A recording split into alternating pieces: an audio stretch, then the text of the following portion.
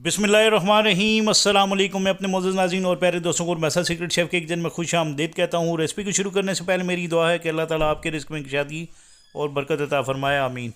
Ramzan special की recipe में मैं आज आपके साथ एक ड्रिंक्स की रेसिपी को शेयर कर रहा हूँ। ये वो मज़ेदार ड्रिंक्स है जो रिफ़्रेशिंग भी है, हेल्थी भी है और जायके में भी बहुत लाजवाब है। रमज़ान स्पेशल की रेसिपी में आपने मेरी इस बनाई की ड्रिंक को ज़रूर ट्राई करना है। तो चले आए चलते हैं अपने किचन की तरफ और ये ज़बरदस्त सी ड्रिंक्स आपके साथ बनाना शेयर करता हूँ। इस ड्रिंक्स को बनाने के लिए मैंने एक अदद बाउल लिया है और ये तमाम चीज़ें जो मैं इसके बनाने में इस्तेमाल करूँगा, ये साबूदाना है मेरे पास जो तकरीबन आधा कप के बराबर है। इसको आपने अच्छे तरीके से साफ़ कर लेना है। साफ़ करने के बाद आपने इसके अंदर जो है पानी डाल देना है।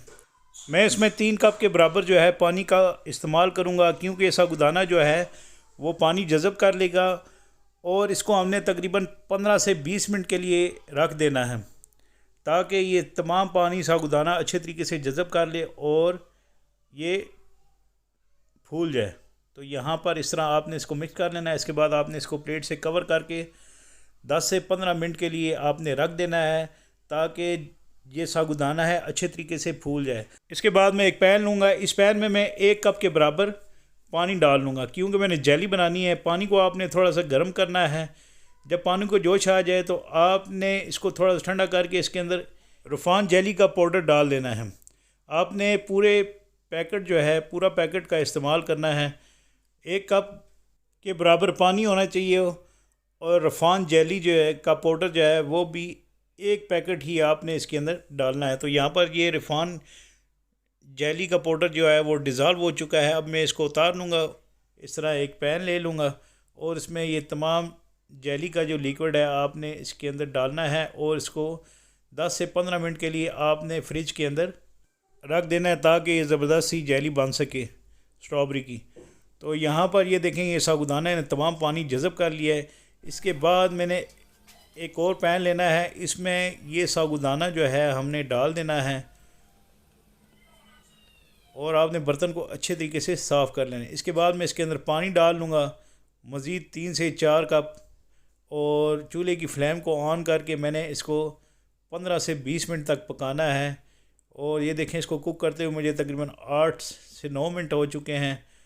तो यहाँ पर ये साबूदाना जो है फूल कर इस तरह का इसको शक्ल अख्तियार कर ले तो आपने इसको उतार लेना है और इसको ठंडा कर लेना है। उसके बाद आपने एक टी स्टैंडर लेकर इसको स्टैंड कर लेना। तो यहाँ पर मैंने एक बाउल और स्टैंडर का इस्तेमाल करके इस साबूदानों को स्टैंड कर लूँगा और आपने इसके अंदर थोड़ा थोड़ा पानी डालना है और इस तरह का ये साबूदाना जो है तैयार हो जाएगा।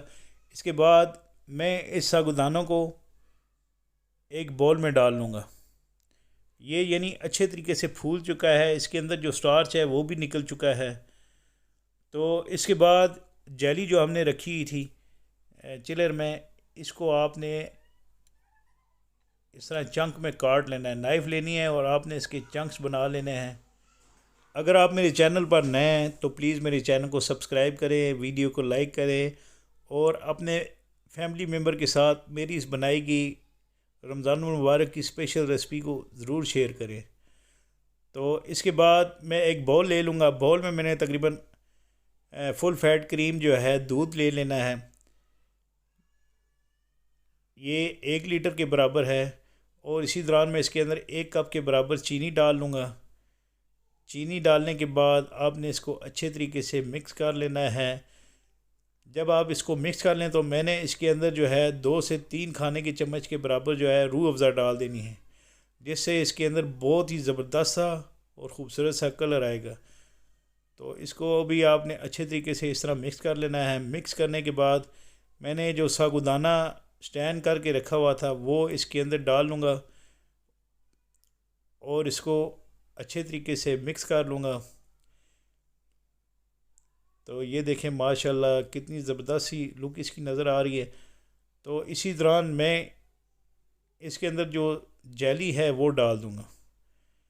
ये अभी थोड़ा सा थिन है, यानी जो हमने ये ड्रिंक्स बनाई है थोड़ी सी थिन है। तो मैं इसको 15 से 20 मिनट के लिए चिलर में रख दूँगा और चिलर से निकाल कर आपने इसके अंदर ये ड्राई फ्रूट, पिस्ता, बादाम ये आपने क्रश करके इसके ऊपर डाल देने हैं।